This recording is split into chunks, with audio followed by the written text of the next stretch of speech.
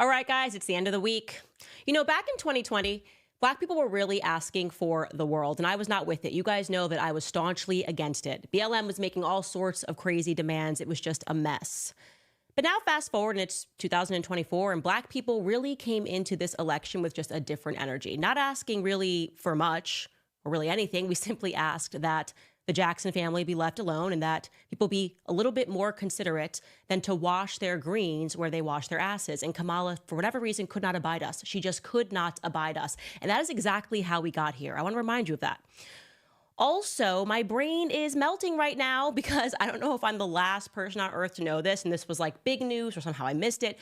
But were you guys aware that Barack Obama's nanny from when he was in Indonesia, in school in Indonesia with his stepdaddy, was transgendered? Because I just learned that and I'm just going, what on earth is happening? There is way too much synergy here between Emmanuel Macron's upbringing, what we've learned about Emmanuel Macron, Barack Obama's upbringing, and now Kamala's upbringing. It's making me a little uncomfortable. Let's talk about it. Welcome back to Candace.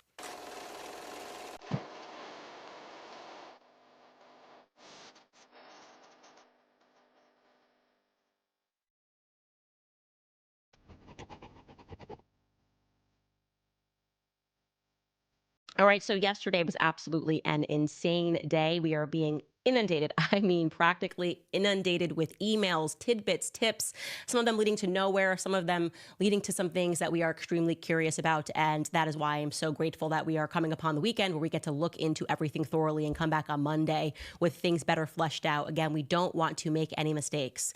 Today is Friday, so I want to spend time getting everyone focused on what these next steps are of our investigation, because I might be leading the investigation, but this has only been possible because everyone out there is participating. I mean, all around the world, we are getting tips. People that went to school with Barack Obama telling us things and saying, I don't want my name to be mentioned here, but just so you know, in his college yearbook, or I guess he said like in the college database, his name was Barry Soetoro, and then they changed it.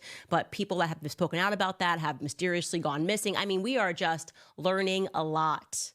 And of course, there is the very real fact that I am in contact with members of Kamala's own family. You've noticed I have not shared their names. There's a reason for that. They are asking for some level of protection. She's got a lot of family members, a lot of white family members that just did not make her book, her treasure trove of BS.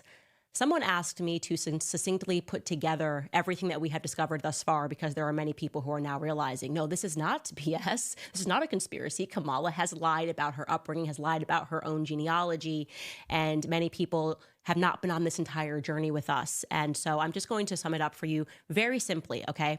Kamala is completely lying about her heritage. She pulled the good old Barack Obama, dropped a book, an autobiography that was meant to legitimatize her to the Black public. And for whatever reason, in the public's mind, when somebody drops a book and calls it an autobiography, they just assume that somebody along the way did the due diligence, and therefore it must all be true because they found it in the nonfiction segment of the bookstore, a section of the bookstore.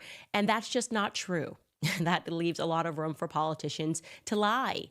And that's exactly what Kamala did. And you can really see how, when you go through this book, that it is just political blackface. She fails to mention that she is majority white. She fails to mention her white family members, her many white family members. And she neglects to mention them entirely, by the way, while going through great pains to instead offer alternative Black relatives. Now, what am I talking about when I say alternative Black relatives? I mean, they are not her relatives, but she refers to them as uncles and aunts. I mean, as just one example, Uncle Freddie mentioned in two pictures. One picture here, visiting my Uncle Freddie in Harlem. Harlem, haha, get it, Black people, haha. I like Harlem. I like fried chicken. I like black-eyed peas. Yeah, and it turns out that that guy in the background isn't even her Uncle Freddie. Harlem was always a magical place for me. Okay, cool. Then she mentions Uncle Freddie again. Here is her book. I'm blessed with an amazing family. Like, anybody reading that objectively would assume this was her family. I'm blessed with an amazing family. I'll never be able to thank Auntie Chris, Uncle Freddie, and Aunt Mary enough for their constant encouragement and support. They always showed up for me, as they did here at a campaign event for my DA's race that we held at the San Francisco Jazz Club. Jazz Club, get it? Haha, Black people, you like jazz. There we are with my auntie and my uncles and my family. And she doesn't she later in the book, there's like a little paragraph where she explains that actually Uncle Freddie and Aunt Mary are not her real uncles and are her real uncle and aunt at all, but they were just like family. But she doesn't say anything about that Aunt Chris she mentioned. She just says that Aunt Chris was the reason that she went to Howard. We don't know if it's a real aunt. Well, that we know for sure it's not a real aunt because all of these people are Black. The point was just to make people just believe that she had this extraordinarily Black experience. Even when she shows photos of her fully Indian grandparents, right, her mother's parents, she sort of gives it this little Black spin, like this photo of her maternal grandfather in Africa. Of course, here it is. Grandpa and me when we visited him and my grandmother in Lusaka, Zambia, right? So again, yes, this man traveled. Yes, he was on diplomatic missions. Why did you decide to pick this photo in Africa? Because it's sending a signal. She's trying to Blackify herself by every means, any means available to her. And she really has, by the way, kept up this charade since the book. In fact, yesterday, before our episode dropped, she made a poor decision to tweet this. She tweeted, "Growing up, our mother worked long hours, so my sister Maya and I would stay with our neighbor, Mrs. Shelton. She helped my mother take care of us, and we used to call her our second mother." So she has a Black second mother. She's got a fake Uncle Freddie. She's got a fake Aunt Mary. She's got a fake Auntie Chris. It's just unbelievable. It's just really unbelievable. And all of these real white aunties and uncles were completely ignored. They just didn't make it. And we now know that she had real relationships with these people. So it's quite stunning. It is a lie by omission. Okay, it's a lie by omission when you're going around doing the rounds pretending to be Black. The intended message was very clear. Of the book, it's I am Black, I'm a Negro, accept me, everyone. See, I'm just like you guys. They ain't like us, she said. They ain't like us. The BET Awards. Girl, they ain't like us. No, Kamala, you ain't like us, okay? You ain't even kind of like us. In fact, you essentially spit in our faces when you do this. It is a minstrel show. Kamala's campaign is a minstrel show. If you are Black and you are still voting for her, you should be ashamed of yourself. You have absolutely no dignity to allow this to happen, to have her get caught, and to basically turn the other cheek and go, oh, well, at least she's not Trump. Well, at least Trump is who Trump says he actually is. But of course, it was this photo that immediately caught our attention. It was the notorious photo of Grandma Beryl. Now, I want to be clear. When this photo caught my attention, I just didn't think it was her grandma because I didn't like the emotional vibes here. It's just not how Caribbean grandmas act. I know I have one or had one. She passed away in 2013. But what is interesting is that so many people had emailed us right away, and these people are obviously, I'm not a techie. They were familiar with Photoshop. A lot of editors saying, Candace, these photos are Photoshopped. You can tell because in each photo of her grandparents, this one and of Iris Finnegan, they don't show the hands. And apparently there is something to do with hands that you can tell that they're just Photoshopping two pictures together. So the operating belief from the army of editors that have emailed us is that actually they took a real photo of Kamala and a real photo of this Black woman, and they just merged them together. And that's why you're not seeing any emotion or interaction between the two. Like, I don't know, I just feel like your grandma would put your arm around her or something. But again, that's a theory. We didn't even report on it until just now because obviously yesterday we dropped the mother of all bombs, a woman named Dorothy who grew up on the island in the presence of the lovely Miss Beryl, who she loved dearly. Dorothy really loved Miss Beryl and was so kind about it, confirmed that the photo was fraudulent. And since we dropped that episode yesterday, it's been crazy. The reason why we're running a little bit late with today's episode is because we've had more phone calls with Kamala's family members. And they have confirmed to us beyond a shadow of a doubt that the person that is pictured in Kamala's book is not the real Miss Beryl. Kamala cannot sue me for that statement. She cannot sue me for defamation. That is not the real Miss Beryl. That is not her grandma Beryl that is in that photo, okay? In fact, this family member tells me that not only is the real Miss Beryl light-skinned, like Kamala, but also that Miss Beryl had a sister, okay, that was even whiter than her, even lighter than her. Now, my understanding is that Miss Beryl looked to be mixed Indian and Irish. So they would say brown, call Indians brown and Irish. So that's why when Dorothy recounts this, she's like, Kamala looks so much like her. Apparently she was a little lighter than Kamala, but you would look at Kamala and you might go, okay, that complexion, you would definitely say, could identify that as someone with an Indian complexion, no doubt. And this is, by the way, how we now know definitively that Dorothy is on the money. We are in communication one step closer to getting in touch with Dorothy. We're trying to get her on the show because she also confirmed that Miss Beryl did indeed have another sister that she remembered. Take a listen. Miss Beryl was a brown-skinned woman. Okay. Yeah. That says it all. In fact, I remember her sister. Uh-huh. I also remember her sister. But yes, remember, as I say, I have, you look back on things in your childhood, and Miss Beryl, I have very fond memories of going back from I was a child. Lovely, a lovely, kind woman that lived in this house with her son. And the son that she is referring to is Kenneth. We're going to talk more about him because this piece is actually really important for those of you who have joined our CIA investigation, our army of people who are looking into this. But Dorothy also confirmed, remember, we were between two death certificates, one that was in 95 and one that was in 1960. Well, she confirmed that Beryl was indeed alive in the 90s and that she passed a short time before Dorothy's husband, who I believe she said her husband passed in 2000 or 2002. Take a listen. So was Miss Beryl alive in 2000? So she was alive in the 90s. In the 90s. Which was when I Tim and I were together. So No. she was definitely alive in the 90s. Okay. Yeah. How interesting. Yes, yes. That's really intriguing, Yeah, Dorothy. yeah. What a pity you don't have a I photograph. know, but I am still sort of making inquiries to see if anybody, has a photograph of her. Someone has a photograph of her. That person is likely Kamala Harris. We're just not going to get it, obviously. And they're probably now freaking out and trying to figure out who else is speaking that would have been familiar with Miss Beryl. As I said, we are one step closer to getting in touch with Dorothy because we have withheld information from the public that she clearly knows. So I know that Dorothy is the real deal. She knew Kenneth Harris. The reason I have kept sort of this enigma of Kenneth Harris is because it's been very difficult for us to find information on him. So now I'm going to open this up to the public, okay? Kenneth Harris is Donald Harris's full brother. Okay, so Kenneth Harris and Donald Harris have the same mother and they have the same father. He is Kamala's full uncle. And the reason why he is a person of tremendous interest to me is because, like Donald, there seems to be very little public information available about him. Now, I have told you that the family members that we are speaking to say that Donald was exceedingly private and Kenneth was exceedingly private as well. They were a bit mysterious. They have also confirmed to me that Donald was a full-fledged communist who attended frequent Marxist meetings and basically gave no information about himself ever, okay? Which is why it's of note that Dorothy says she didn't know Donald, but she definitely remembers Kenneth Harris. Take a listen.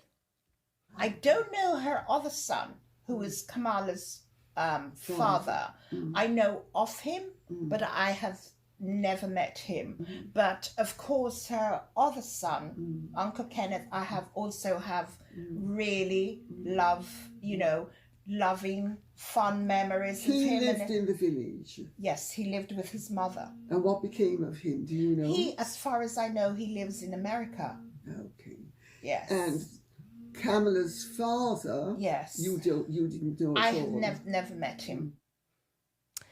It's really funny that in Kamala's book, she speaks about how she was visiting her Uncle Freddie in Harlem, because what I actually know, based on my research and what people are telling me, I can tell you this for a fact, is that Kenneth did indeed go to America. He went to New York. And then he virtually disappeared. So while she was at Harlem, she could have visited maybe her real uncle, Kenneth Harris, that she hasn't mentioned at all. But yes, I am now telling the public what we know about him. His name would be Kenneth Harris Sr., by the way. He has 3 children, and his son's name is Kenneth Harris Jr. My understanding is that after he went to America, after being quite private, he virtually disappeared. What we also know about Kenneth Harris is that while he lived in Jamaica, he was a police officer. So we are trying to crawl through the database and see if we can find any information on him. Quite interestingly, every single family member that we've tried to look things up on, we've been able to find, except for Kenneth and Donald Harris. That is just remarkable to me. Every indication that I have leads me to believe that these two were working for the government. And I'm not talking about like just working for the government, like the fireman or the post office man. I'm talking about working for the state, okay? Like in a very big way, and were required to be silent and mysterious about their lives. Again, Kenneth Harris moved to New York and then virtually disappeared and lost contact with everything, also exceedingly private. And I should be able to find his naturalization papers. I should be able to find way more about him, considering he moved to America and lives in America. And I keep coming up dry. So I am asking everyone who has been on this journey to get on this and just be conscious, by the way, that, you know, there are a lot of, obviously, Kenneth Harris is a very common sounding name. There are tons of common, you know, you could find a million of them. Try to make sure if you're sending me stuff that you're certain that this somehow relates to Jamaica, because that's where we know that he lived and that he had kids and that he was also married. And somehow there's no record of any of that I can find at this point, but we have the weekend ahead of us. I'd also like to, before the weekend, point out again to you a woman that I deem to be of interest. Now, we have nothing concrete about this woman. I'm simply bringing her to the public's attention again. Just a bit of a gut instinct, this photo of Lady Idris Allen. Her name was Idris Trotman. She married the finance minister of Bustamante. Like Beryl, this woman died in 1995 in Jamaica. She was exceedingly devoted to politics, and she ran a dry goods store and was a supporter, like I said, of Bustamante. The reason why she's been a person of interest to me is that she just kind of fits the bill of everything that Donald Harris speaks about in his Jamaican Online Global piece about his heritage, the dry goods store. It's almost like he's merged different people. And I also think that that woman looks like a light-skinned woman that could be mixed. And so I just am deeming her a person of interest, trying to learn more about her. I just think the more public we are with this research, the more we will be able to discern what is right and what is wrong. She may have no relation whatsoever, but just when I think of this woman saying she looked like Kamala, I see the skin complexion, I see black hair, and I find her to be interesting. I should also, by the way, include for you guys here, but Donald has since been remarried, and his wife works for the World Bank. He is just a very, very mysterious, shady dude. It leads me to believe that Japanese-American journalist, Yoichi Shimatsu, may have been telling the truth. And I have some news. We have been able to establish communication with Yoichi Shimatsu, and he is a willing participant. So we are going to have, by the way, a ton of surprises next week. I'm trying to set up an interview with Yoichi, also somebody else that I'm going to wait and surprise you with next week that you guys are going to be thrilled about, people that have real memories and real knowledge of this very mysterious family. And so we're not going to let up, guys. If you have information, especially if you are in Jamaica, please share this around. Somebody remembers something. We have to be able to find something about Beryl. Was she using a different name? Who was her sister? You can't just own a store and just completely have no record of your time there. And like I said, it sounds like they had a little bit of wealth. And the only people that could clean up someone's background like this would be a 3-lettered government agency. And so, yeah, we are going to have to be quicker than them. And that seems almost impossible. But I think with the entire world now watching and paying attention, it maybe is possible. And with the entire world now looking at Yoichi Shimatsu's piece, his belief, he is certain that Kamala's mom was involved in the MKUltra program. And that is about psychological brainwashing people. Might be something that could lead to a Manchurian-type candidate. I am thinking that everything that he is expressing, particularly about Kamala, her past marriage, probably has a lot of merit to it, but we are going to find out, guys. So, of course, stay tuned. All right, I want to throw it to preborn because the media has dubbed this the abortion election. We have to stand up to this evil. When you join forces with preborn, the largest pro-life organization in the nation, you'll be protecting the greatest victims in our society: babies in their mother's wombs. Preborn's network of clinics are positioned in the highest abortion areas in the nation, and they have rescued over 300,000 babies. When a woman is considering abortion, searches to end her baby's life, preborn is there. Preborn gives these women in need a free ultrasound because the power of hearing a heartbeat on the ultrasound combined with God's love doubles a baby's chance at life. One ultrasound costs just $28, and up to 5 ultrasounds are $140. Any gift will help their cause, and all gifts are tax deductible. To donate securely, just dial pound 250 and say the keyword baby. Again, that's pound 250 baby. Or you can head to preborn.com/Candace. That's preborn.com/Candace. Okay, so look, I don't know if I am the only person in the world who didn't know this. I can't imagine how I didn't know this. I mean, actually, I can. The mainstream media doesn't do its job. But I was getting all these emails. People were furious with me when I said, like, I didn't believe that Michelle Obama was trans. I just never looked into it. There was nothing that totally different from the Emmanuel Brigitte Macron thing, where like this journalist for 3 years while being harassed by the French Secret Service dug into the past, produced the documents, proved that Brigitte Macron lived as a man, and I just don't remember that being a thing. And then people were going, well, what about his trans nanny? And I'm going, what conspiracy is this? And then they start sending me like mainstream media having covered this. And I'm going, what have I been under a rock? Barack Obama had a trans nanny growing up. Okay, so back in 2012, the Associated Press interviewed Evie. This is Evie, by the way, not dressed as a woman, but Evie, whatever. Let's just throw it to a clip and let you watch. 66-year-old Evie walks the streets of her Indonesian slum. She lives in a tiny room, subsisting on money she earns from washing clothes. Evie's meager existence belies a startling truth. She was once nanny to President Barack Obama. Evie says she's always been proud that the person she cared for, drove to school, and cooked for ended up being #1 in the world. The future president was just 8 years old at the time. In the late 1960s, his mother, Ann Dunham, married her second husband and moved to Indonesia. Dunham was impressed by Evie's cooking ability and offered her a job. For 2 years, Evie lived with Obama and his family in this Jakarta home, but she thinks the young Obama didn't know one fundamental truth about her. Born a man, Evie identifies as a woman. Evie says Ann Dunham might have known she was transgendered, but she never dressed as a woman in front of young Barry. And it was a time of brutal dictatorship when soldiers would beat and round up so-called banshees. Evie says soldiers once shaved off her long black hair and burned her with lit cigarettes. Even today, transgendered people have a difficult time in this largely Muslim nation of 240 million people. This representative of an influential Islamic group says transgendered people are wrong, and they deny the teachings of Islam. And so, Evie has struggled through life, saying she's never found suitable work since Obama and his family left the country in the early 1970s, but she says Obama's election gave her a reason to feel proud for the first time in a long time. Okay, so elsewhere in the AP's investigation, Evie said this. This is, again, directly from the AP article. He was so young, that's referring to Barry Soetoro, and I never let him see me wearing women's clothes, but he did see me trying on his mother's lipstick sometimes. That used to really crack him up. Then, elsewhere in the piece, they confirm that neighbors of Barry Soetoro and Dunham dispute Evie's claims and say that Evie wasn't just wearing lipstick, but did in fact leave the house wearing female clothes. Here is a photo of Evie, by the way, fully dressed up.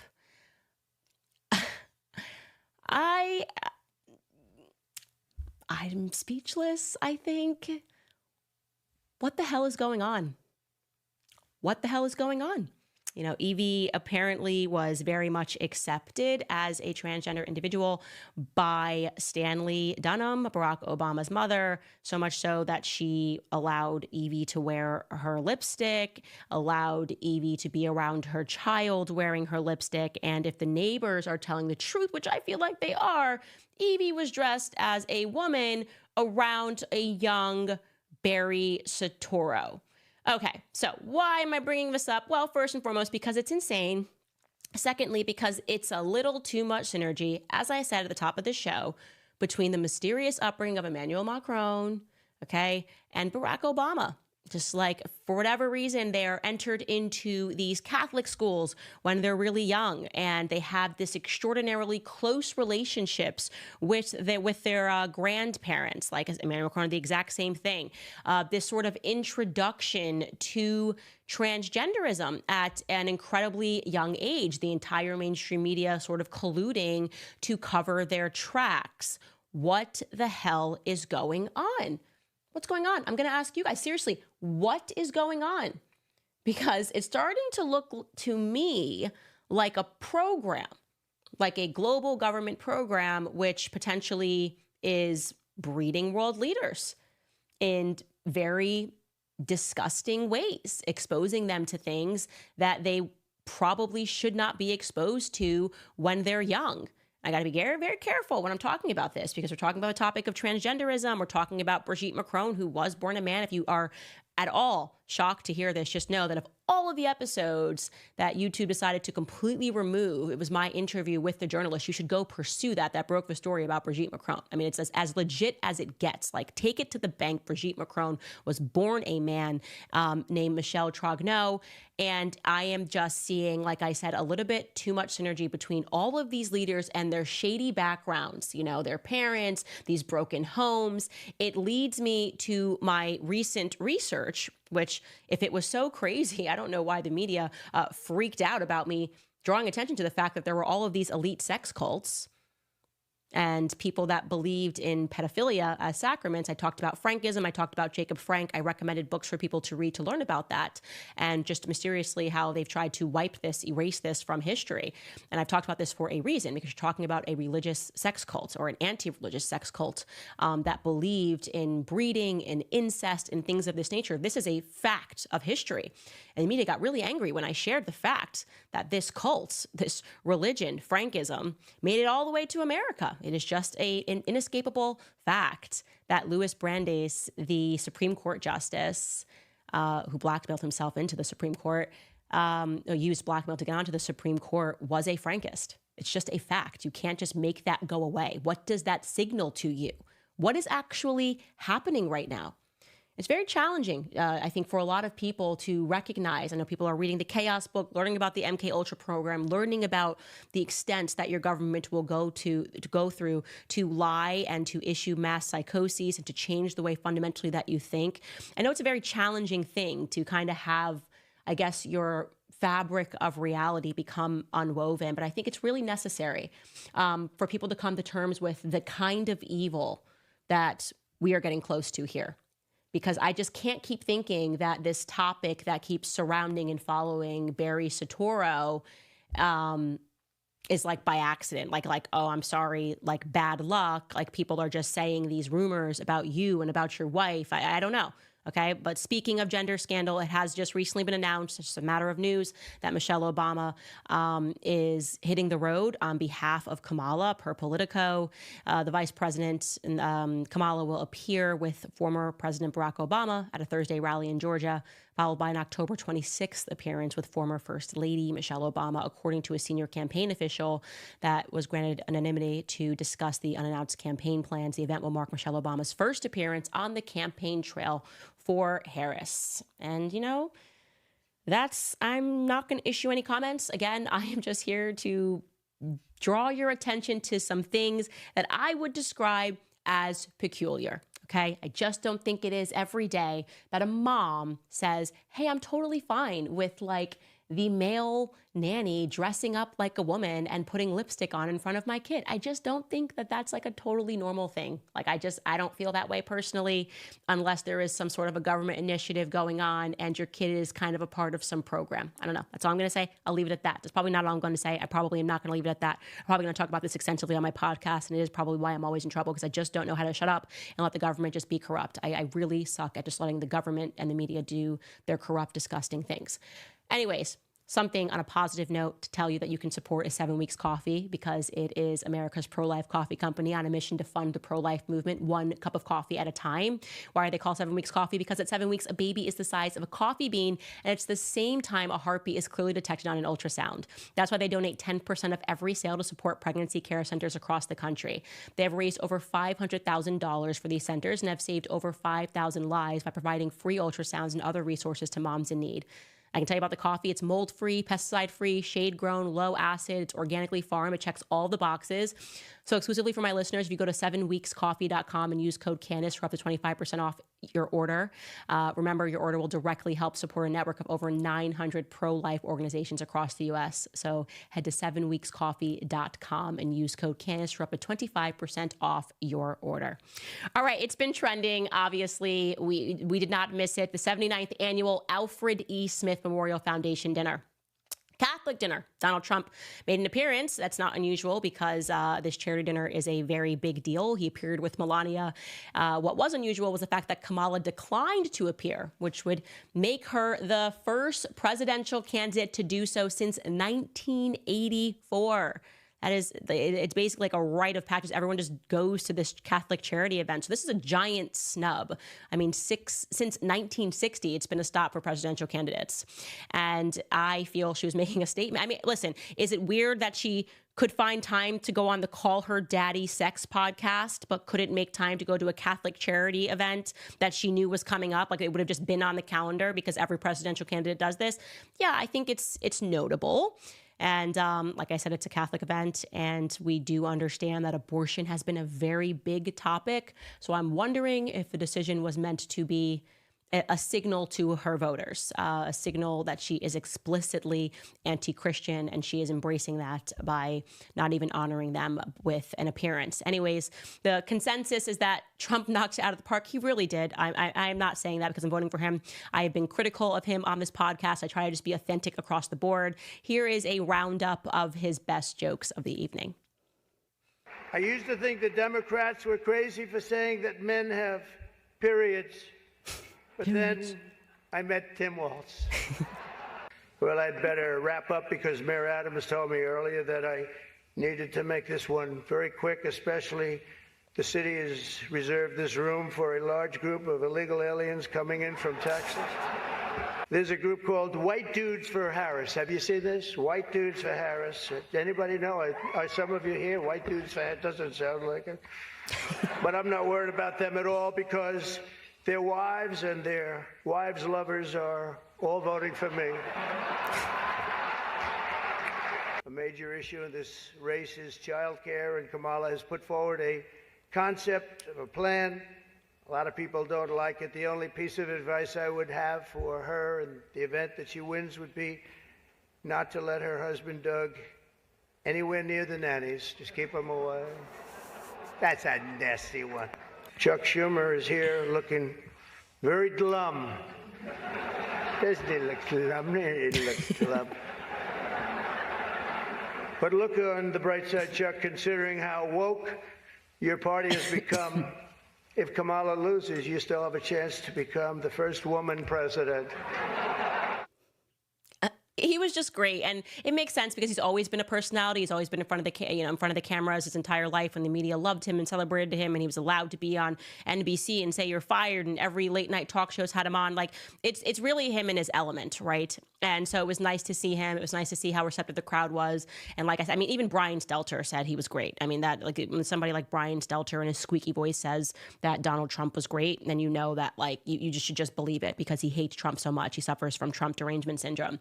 And so what Kamala did decide to do, and this was a major lowlight of the evening, was to create a video response, not a video response, I guess a video appearance with Molly Shannon. And if you're not familiar with Molly Shannon, there was a movie in the 90s called Superbad, and it was a Superstar, pardon. And it was essentially a comedy, and I guess you could say it was about a Catholic student. Anyways, that is the woman that is being featured in this video. Maybe I'm biased. I think the entire thing is cringe. like, I think it's unbelievably cringe, but don't let me color your opinion. Let's just be objective here. Watch this and see if you are just like laughing so hard uncontrollably that you have to like pull over the car and just go, oh, let me get this laugh out. Take a look. Your Eminence and distinguished guests, the Al Smith dinner provides a rare opportunity to set aside partisanship. Cool. Oh, sorry. Hey, what's going on? Who was that? Oh, sorry, Mary Catherine Elliott. Mary Catherine Elliott. It's so nice to meet you. Very nice to meet you, Mary Catherine. Right now I'm trying to record my speech for tonight's dinner. Oh, yeah, I know. I just want to say that I'm Catholic, and tonight is one of the biggest dinners next to the Last Supper. It is a very important dinner, and it's an important tradition that I'm so proud to be a part of. Sometimes when I get nervous, I stick my fingers under my arms and I simmer them like that. But that's gross. So tell me something. I'm giving a speech. Do you have some thoughts about what I might say tonight? My feelings about what you should say tonight would be best expressed in a monologue from one of my favorite made-for-TV series. Okay, let's hear it. Don't you see, man? We need a woman to represent us. A woman brings more heart, more compassion. And think how smart she must be to become a top contender in a field dominated by men. It's time for a woman, bro. And with this woman, we can fly. What series was that from? Oh, that's from House of Dragons, now streaming on HBO Max. Is there anything that you think that maybe I shouldn't bring up tonight? Well, don't lie. Thou shalt not bear false witness to thy neighbor. Indeed, especially thy neighbor's election results. Just so you know, there will be a fact checker there tonight. Oh, that's great. Who? Jesus. And maybe don't say anything negative about Catholics. I would never do that, no matter where I was. That would be like criticizing Detroit in Detroit. Does it bother you that that Trump guy insults you all the time? Because it really bothers my friends and me. Oh, Mary Catherine, it's very important to always remember you should never let anyone tell you who you are. You tell them who you are. Haters gonna hate. Shake it off. Shake it off. Shake it off. Shake it off. Good for you, Mary Catherine. Oh, yeah, okay. And also remember one more thing. Don't worry if you make a mistake, 'cause Catholic people are very forgiving. Yeah, and also, one last thing I want to tell you, don't forget to say, superstar!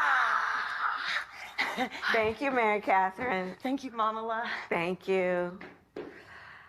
Your Eminence and distinguished guests, the Al Smith dinner provides a rare opportunity to set aside partisanship and come together to do some good by supporting the tremendous charitable work of the Catholic Church.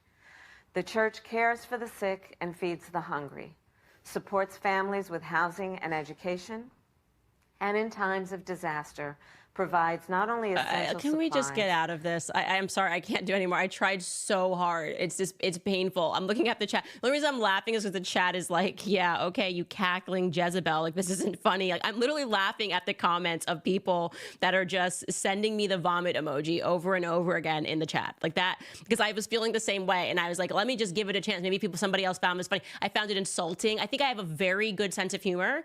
I found it insulting as a Catholic. It's like, okay, what we're going to do is just kind of like mock Christians and then say like, you have to have a sense of humor about it. Like when people are pretending they're trying to be funny and trying to wrap it in humor, but there's nothing actually funny about it and they're just being insulting. Like that's what that was. And then it was like a combination, like what was the random like HBO Max plug for House of Dragon that was in the middle of that? Did somebody pay for that? Like, I literally just makes entirely no sense.